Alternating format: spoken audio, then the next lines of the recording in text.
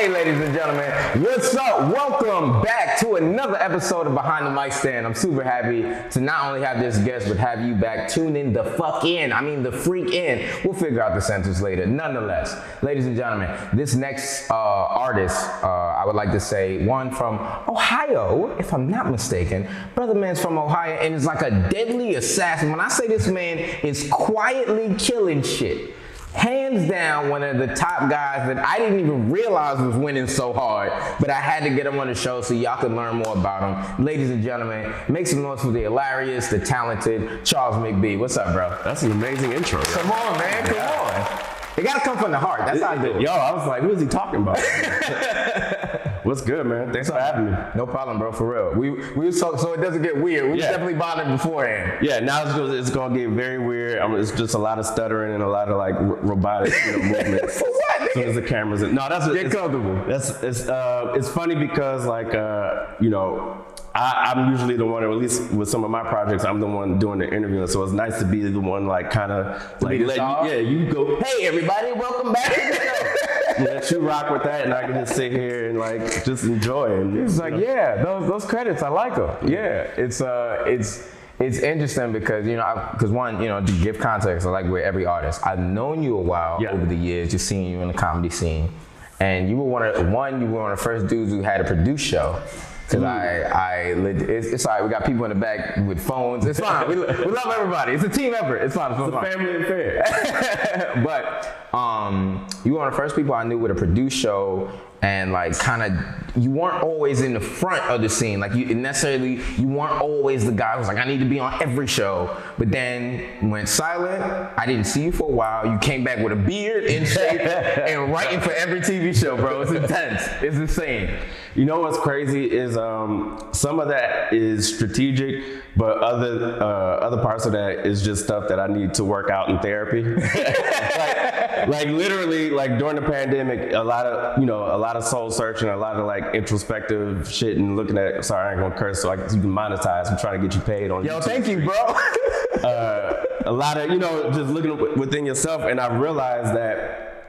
As a kid, I was never in the in crowd or in scene. Like you could never put me into a specific box. I wasn't a jock. I wasn't like a thug. I wasn't really even a nerd in the sense that like I was one of the smartest kids in the school. I was just kind of like to myself, doing my own thing. I was the nice kid that got along with everybody, but I didn't have a specific lane.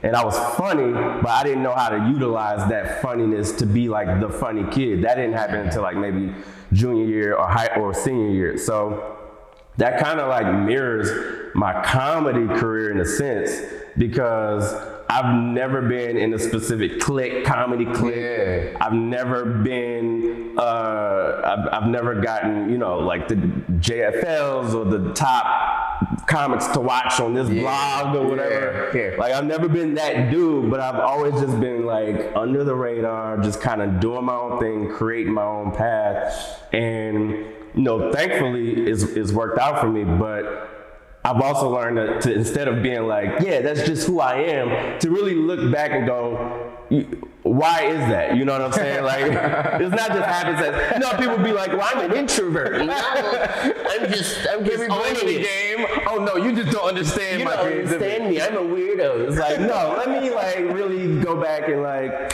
see why that is. So yeah, do a lot of introspection and looking back and realizing that. But it's worked out. So while doing that, I'm also learning to build on things that build muscles that weren't there before. So actually networking, that's something I never would do before. You're not like a social? Because you don't seem antisocial to me. I'm what do they call us? Like a social introvert, extrovert. Yeah. It's just like, when I get to know you, and I'm like, oh, Alex, cool, yeah, that's my man. It's like, it's whatever.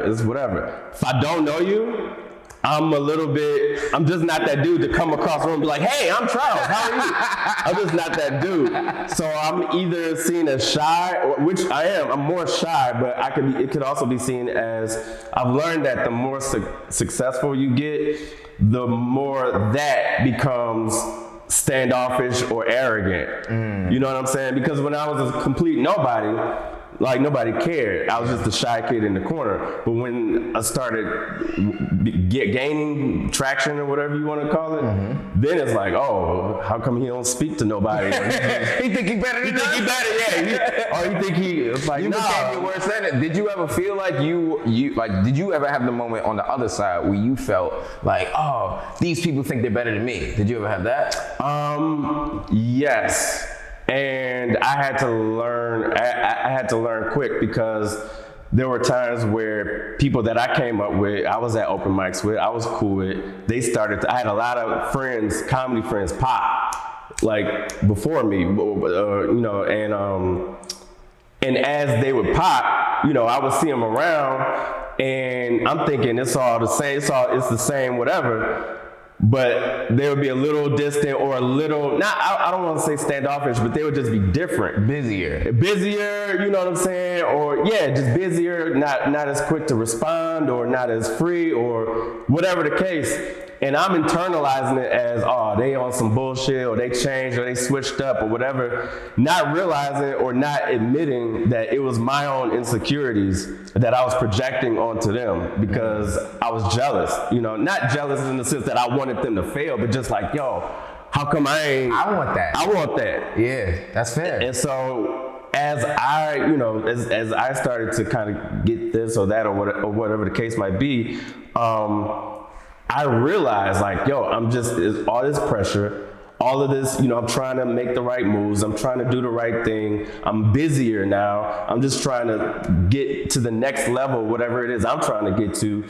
So when people that I'm cool with don't necessarily understand where I'm at right now, I may not always be able to relate to them the same way.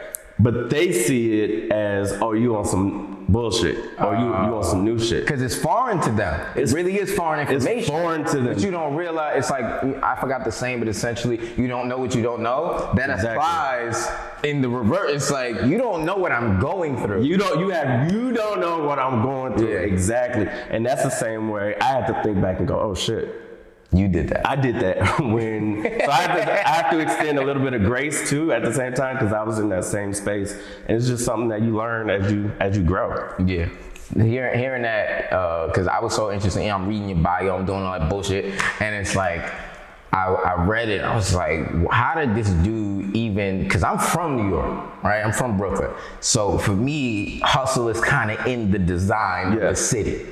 For you, coming from Ohio, how did you transition what I now perceive to be so seamlessly into the art space of like, yo, you wrote for Golden Globes? Golden Globes. Like that's the thing, you know what I mean? That's like when you found out Kevin Hart wanted to host the Oscars. You're like, what? When did you get, how did you go from there to there? Because that's not, how? I think it's two parts. So the Golden Globes, that's kind of its own entity, and I'll get to that in a second, but that's kind of one of those things where once you kind of get into the game, as far as, you know, behind the scenes, you know, writing, producing, whatever the case, those opportunities come up because of the people that you network with and the people that you, people that see you rise along the way. As they rise, they bring you with them. Mm-hmm. So if I'm producing a show, we producing this show, right? Or you producing this show and you got your man over here, he's directing and whatnot, and then all of a sudden you get called by Netflix, yo, Alex, we need you to host this show for us, or we need you to produce this show for us. You might be like, yo, I know who I want to direct it, or I know who I want, I got my team, or it's that same type of thing. So the people that I started with at, you know, MTV and whatnot, as they grow, those directors and producers and you know, whatever, you know, as they grow PAs, beyond that, PAs, all everybody, the light person, fuck around, become a producer, this shit is crazy. That's how it goes, and so that's how I got on, because the person who was show running knew me from back then and pulled me up. So I ended up, it's funny because I ended up doing that with other people that I worked with on other projects. She like pulled up everybody that, like the squad. So it was just like, it wasn't even like nothing new. It was like we were just doing the same thing we used to do on like MTV, but on a bigger platform. With a higher budget. With a higher budget, yeah, it's crazy. But the Ohio thing, I feel like when you move here from either Ohio or any of these places, like you don't take it for granted where you at and where you came from. Like it's funny, when I first moved here, I was a straight tourist. It's New York City. It's the dream. I'm going all the places, and I would make friends with New Yorkers. Yeah. Because I got black people. We claim everybody. So I got like an uncle who's like a friend of the family. Lives like an uncle. Okay, got you.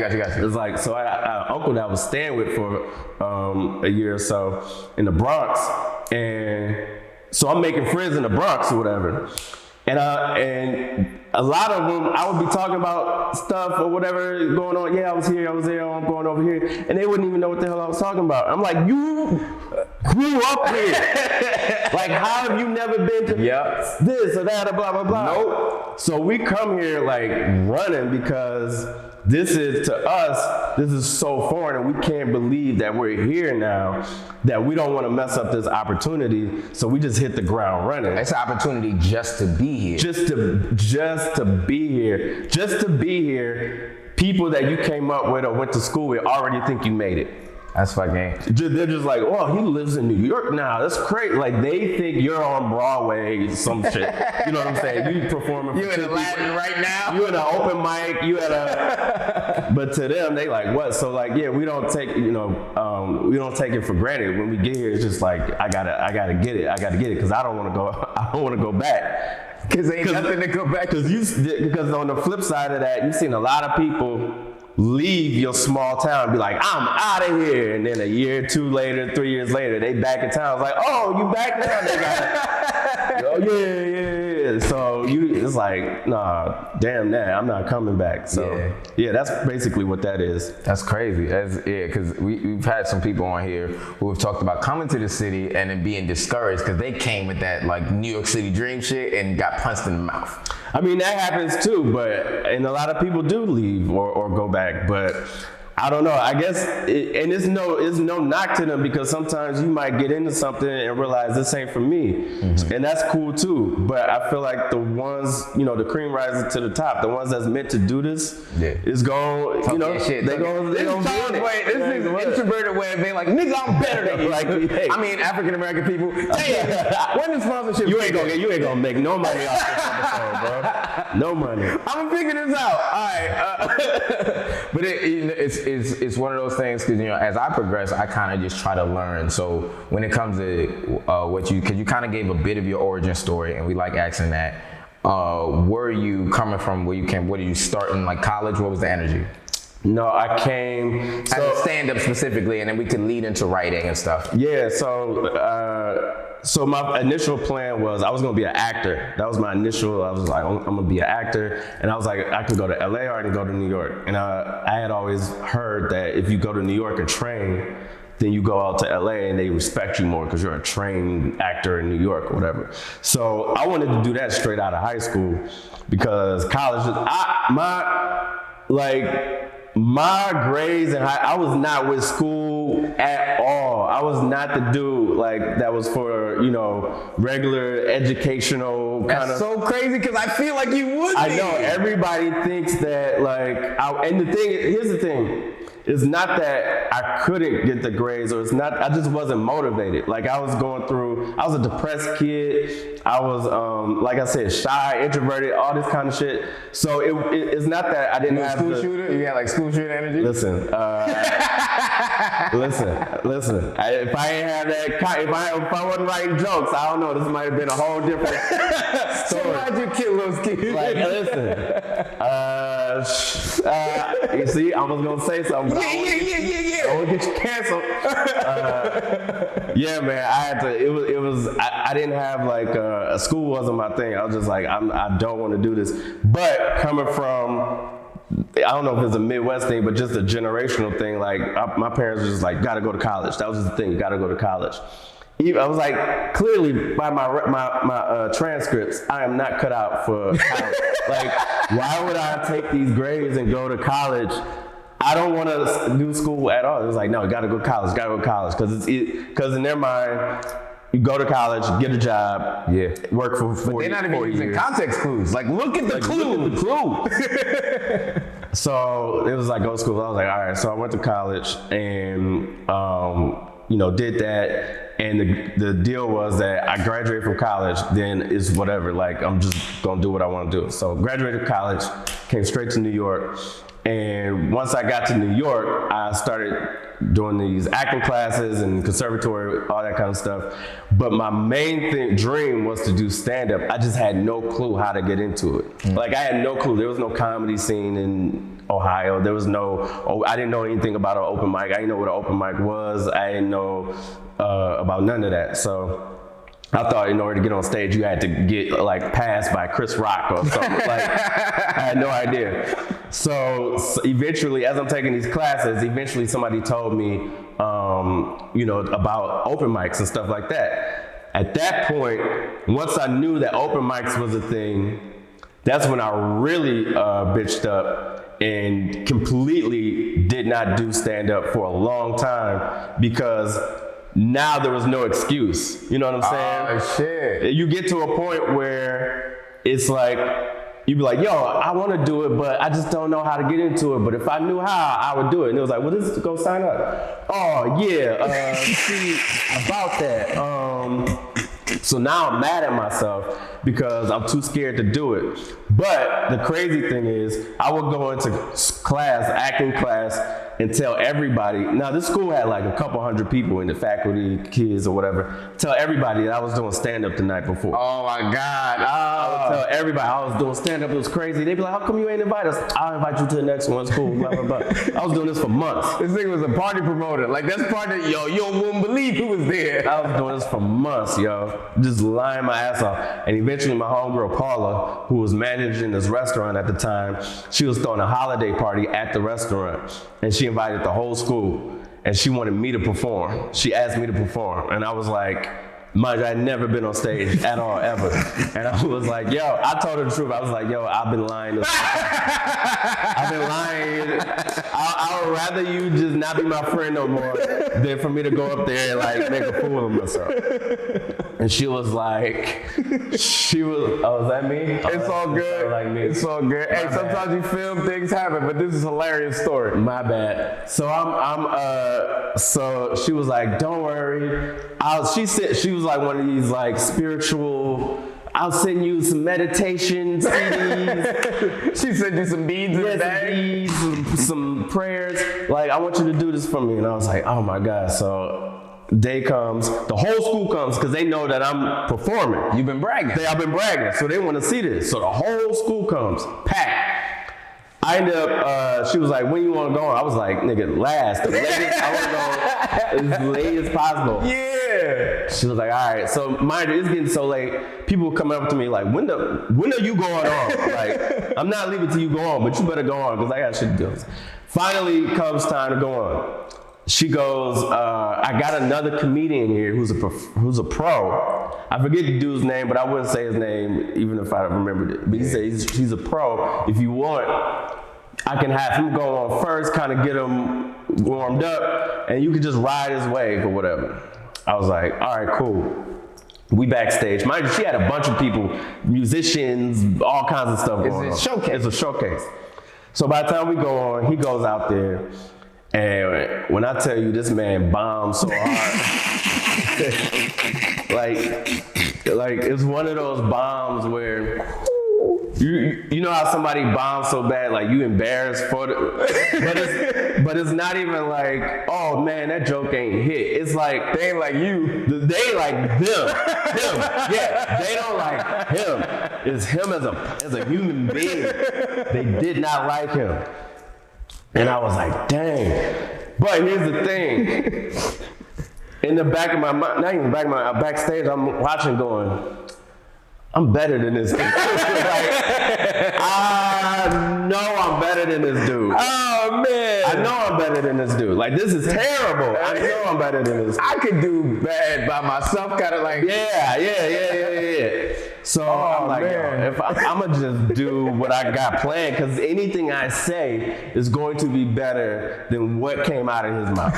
Like, it was terrible. Oh shit. You know how we won't say the name, but you know how you showed me a video. Yeah. So it was that kind of terrible. Where you just like, you just like, what is so bad? It inspires. Exactly. Clearly, there's room for greatness. There's room here. They booked him. Like, come on. So I go out and I just do my little stuff I had written down, and I think part of it was funny, but part of it was they were just so grateful that it was like not what they just witnessed. It wasn't him? Yeah, they were just like, yo, thank you. Oh my God. They were applauding for him leaving. Like, it didn't matter what you could have put an arm out. Yo, they were just like, thank you so much. But that was the bug. That was how I got bit. Then after that, I was like, all right, started doing open mics, all that yada yada yada. Rest is history.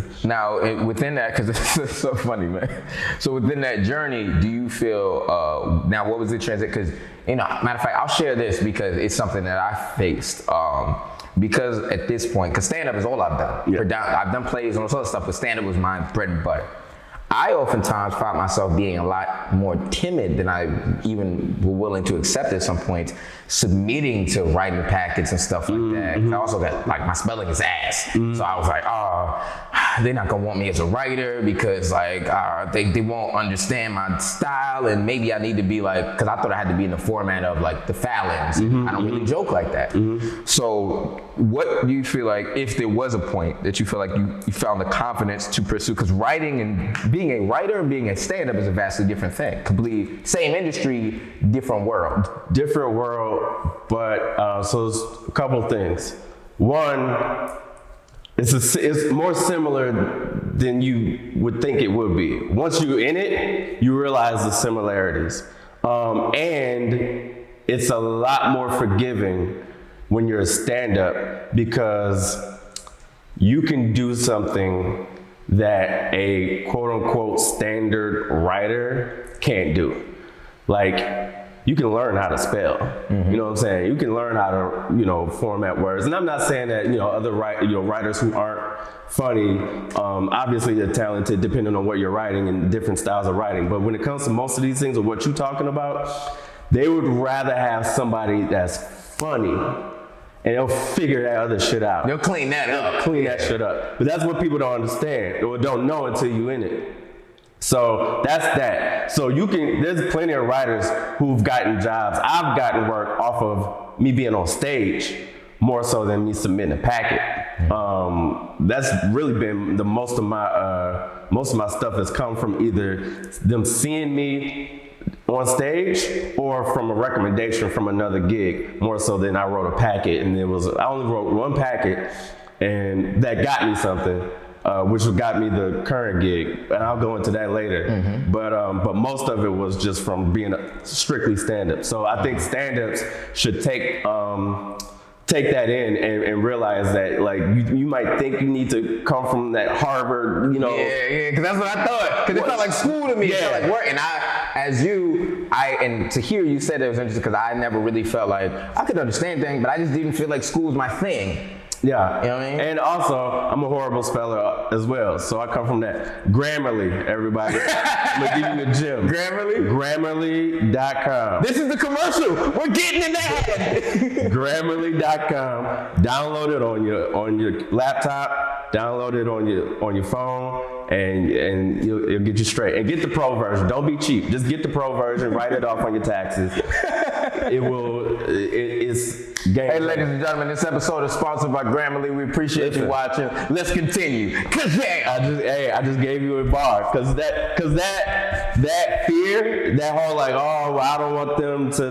That's the same as me being afraid to do stand-up and somebody telling me, oh, yo, you gotta do is do an open mic, and there's no excuse. Yeah, because now I'll be like, no excuse. You got Grammarly and you got whatever natural, whatever doctor, if they have a spell check in there or whatever. But Grammarly, I mean, I don't want to do a whole, they ain't paying me, so I ain't doing that. But that's what, I mean, because I had that same feeling. But shit, once I found that, then I was like, well, that's I ain't gotta worry about that. I'm gonna get Grammarly. That's dope. But how I got into writing was I auditioned for this show on MTV a long time ago. It's called Joking Off, where you come in. It's one of those shows where it's just like they put up a thing and you got to make jokes about. Wasn't that Damian Lemon's gig? No, yeah, he had a similar show. Okay. I think he was on Joking Off a couple times, but he had a similar show on True TV. But it was, same shit. Okay. I don't know who came first, Damien. I don't know if they stole it from you, or I don't know what happened. But I auditioned for Joking Off, and so when you go to audition, you had to come in with your own material, your own jokes, because that's the whole gig or whatever.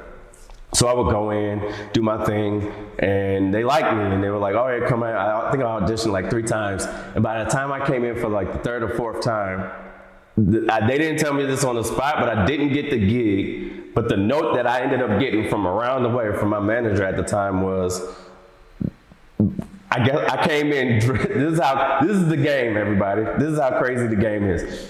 I came in dressed differently on the last audition, which I didn't know they were looking at that. The last audition I had on, I don't think I had my glasses on. I think first time I had like my glasses on, something else. Then I came in no glasses and like something else. And then they were like, yeah, they were expecting the nerdy black guy, but then you came in swaggy, and it was like, oh, we already got swaggy black. We were hoping for nerd. I'm like, what? So I didn't get the gig.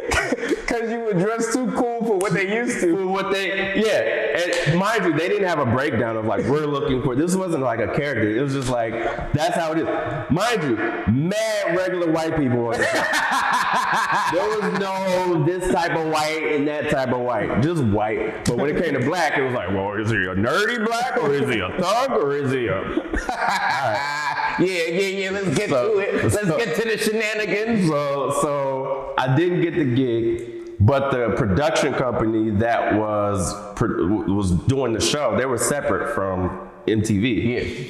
Yeah. Michael Cantor, I always shout him out because like he's literally the person that like launched my writing career. He was like, look, I really want you to be, like, you're funny as hell. Like I want you to be on the show.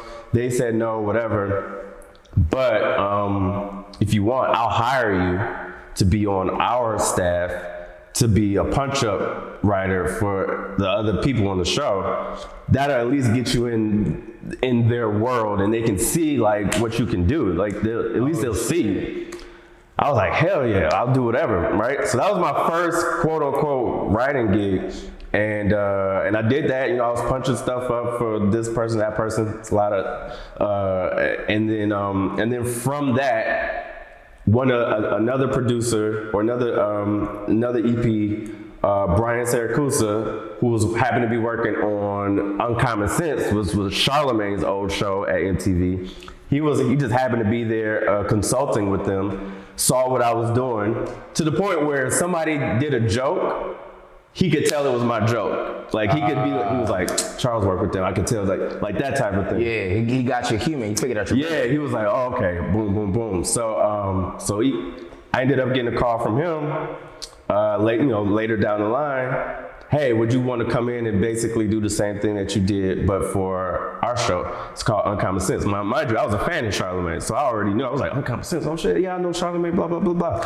So I get there, and I do the same thing, just little punch-ups here and there. They already had their writers, but it's just like add in little jokes, make sure that, we call it, we have a word that we use now, we call it sharifying it. That's when it's like if it's a white writer that wrote it, I'm gonna come in and like, he wouldn't say that. That's no. So come in to sharify. And at the time, Jesus and Mero was working on that show as well. So I got to work with them. That's crazy. Like it's how this all is really interconnected. How it all works. So it's like I became, and they were, you know, I mean, they were big on the podcast scene, but they weren't where they are now. So it's just like, you know, working with them. And that same week, one of the writers, Russ, he had gotten a gig in LA, and so he quit. So I'm thinking, well, they just gonna find another real writer, and I'm gonna just keep punching up and do my punch up thing. It was like, nah, bro.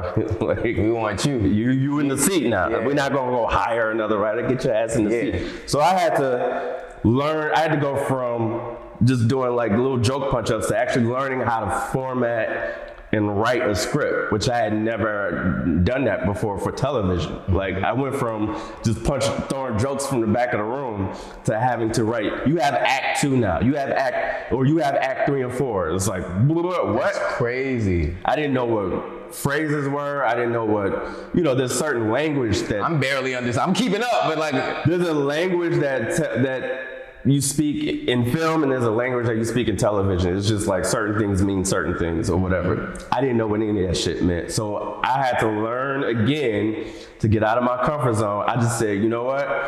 Rather than me look like a complete asshole, I'd rather just ask somebody for help and, you know, and just go, hey, I don't know what I'm doing. Can you help me? So I went and this producer that was working on the show, I was like, listen, she seemed nice. So I was just like, listen, I'm gonna just come out and say it. This is my first actual writing gig. Like some of these words, I don't know what they mean. So I might ask you from time to time what this means. She was like, don't even worry about it. Say no more. I got you covered. And she like literally. Black woman? White woman. All right, the say no more got me. I was like, come on, black woman. I might have put, no, if I had said say less, it would have, you would have known. All right, my boy. Say no more, I got you covered. So she like held my hand and like, you know, walked me through a bunch of stuff. But from then, that's what I kind of been working ever since, because from then it literally has been like you work on a show and some producer will ask another producer, hey, we need a writer for this. You got anybody or you know anybody? Hell, oh yeah, Charles, he's great. Boom. Work on that. Now you got 2 people that got your back, and then you go on to another, and it just goes like that. So I've never officially had to do a packet per se. It's all been through word of mouth or just networking. And until this show, I had to do an official packet for the position. And now, if I'm not mistaken, and correct me if I'm wrong, but you're the head writer of Charlamagne God's Honest Truth. Head writer. You're the head writer. You gotta take that, brother. Take that in. Take that in. Look at the camera. You're the head writer. Yeah, that's right. It's me. Sorry. That's great. Sorry. No, don't apologize. Yeah. I just think I'm a big like Diddy fan growing up. There's a video of Diddy where he's like, he just on the phone. Yeah. That's what that was. Yeah. That was Charles Diddy moment, guys. I'm glad we got it on the episode. Thought he was shy. But dude, it's been, you know, so this is a combination of years, but now you're the head writer of a TV show. Yeah. That's I think going into its second season. Mm-hmm. So second season. How do you feel? Now do you feel like, would you consider yourself like I'm a confident writer? No. No, I'm confident in certain, definitely way more confident than, you know, you get more confident as you go on, but at the same time, as you grow, new challenges come. And so that level of insecurity is kind of still there, but it also just pushes me to continue to be better. If I were to be in a writer's room, could I be confident? Absolutely. Am I confident to be the head writer of another show? Absolutely, because all the knowledge and everything I've gained from this show. But, you know, again, the goal is to, you know, you continue to grow. So who knows? Maybe someday, I mean, not that I would leave. Talk your shit, let's go. Not that I would leave the God's Honest Truth, because we'll be here forever. He hates it there. I'll be here forever. But if, you know, in an alternate universe, if somebody was to be like, hey, run this show or whatnot, that would be a whole new challenge. And I would still not have that confidence, but I would do it. You know what I mean? So you're just always you're more confident, but as you grow, you still keep that pit in your stomach of just like, all right, can I do this? Let me not mess this up. Let me not mess this up. Yeah. But we in there. That's cold, bro. I'm happy. I love seeing black greatness because a lot of this show we try to highlight black talent, but then also I like seeing your elevation because you see it even the way you're talking. It's just like, oh, you've had like a full transformation as a human being, whether you notice it or not. It's never too late to what did I say the other day? Not level up. I know level up is the phrase that we use, but it was another to rebrand. It's never too late to rebrand, man. It's never too late to reconstruct the social contract that you've made with everybody around you. When people see you as a certain thing, but you grow as a person, but they don't want you to grow. They kind of want you to stay, or they still treat you the same way as they remember you because that's their comfort level with you. Yeah. It's like, nah, we gotta renew this contract. I'm a gangster now. You know. Yeah. You met me as a kid. I wasn't making money. You ever watch Goodfellas? No, but put me on to the reference. There's a scene in Goodfellas where this guy comes in, I forget his name, the character's name, but this Joe Pesci, you know, he's a made dude, and this dude comes in from way back in the day where Joe Pesci used to shine his shoes, but now he's a made dude, but the dude's been in prison for like years. So the dude comes back, they're all in the bar, everybody's in there, all the fellas is in there, and the dude is talking to him like how it was before he went to prison. Like, oh yeah, he used to shine my shoes, blah, blah, blah. And Pesci's like, yo, I know you've been away a long time, but I don't shine shoes no more, so, you know, just watch how you talk to me. And dude's like, oh, all right, it's cool, man, it's cool, I'm just busting your chops. Like, yeah, all right, yeah, whatever. Dude went in again, was like, now go get your shoe box. Joe Pesci and Robert De Niro ended up locking the doors and beating the shit out of this dude. The point is, I didn't mean to go into the greatest reference. I didn't mean to go into Goodfellas. I'm just saying that it's never too late. If you ever acknowledge Charles before he had a beard, I'll beat your ass. That's what he's saying. I remember you before a beard. I'm gonna let you say it. I'm gonna say it one more time. I'm gonna one more time. I knew you before you was the head writer. Sound good. Family. I think you know somebody really ready to beat you up. Beloved. Respectfully. Oh, shoot, man. Okay, this has been great. I've enjoyed it. So, there's a couple things we do. So, we did the origin story earlier. Now, one of the last and kind of final pieces, and you might have already given it, but I like to at least audibly say it. And this is your camera. That's like your main focus. This is your eye line. If you could give it a gem, because I hopefully this show evolves into something that people can listen to, be inspired by, whether it be other artists, not just comedians, people in the game, people in other fields. They can watch, listen to, and get a gem from.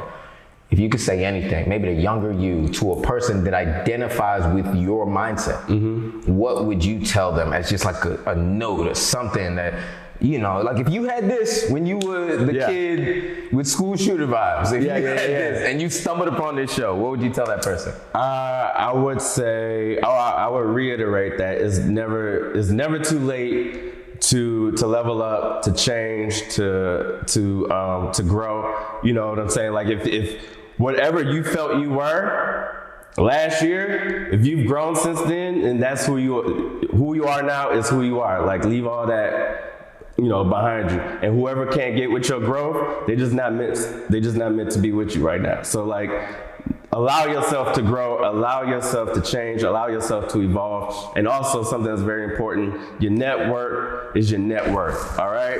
Make sure the people that are around you are like-minded people who understand where you're trying to go and they're trying to go in that same direction, and y'all feed off each other and y'all grow together. Because you show me the 5 people that you hang around the most, like 50 said, I'm gonna show you your future. And that's pretty much how this game is. So make sure you keep a solid team around you of like-minded people, and control the things that you put into your mind and your body. That's very important. From the food you eat to the content you consume, make sure it's all things that are fueling where you're trying to get to. If it's or if it's something that's gonna distract you from where you're trying to go is poisonous. It's not meant for you. So the people you surround yourself with, the content that you put into your mind, body, and soul, and the food that you eat, and you'll be Gucci. My God. Ladies and gentlemen, this I think was a solid fucking episode. I mean, solid freaking. I'm trying to get sponsors. It's done. You know, you're not gonna make a dime off this episode. It's because you said you're gonna beat people's ass. It was a Goodfellas reference. Everything I said has nothing to do with it. It was the Goodfellas reference. Well, great movie. Gotta watch it. All right. Ladies and gentlemen, this has been another episode of Behind the Mic Stand with the one and only Charles Mcbee. Yo, appreciate my you, God. bro. For real. Thank y'all for watching, subscribing, and we'll see you guys next episode. Peace.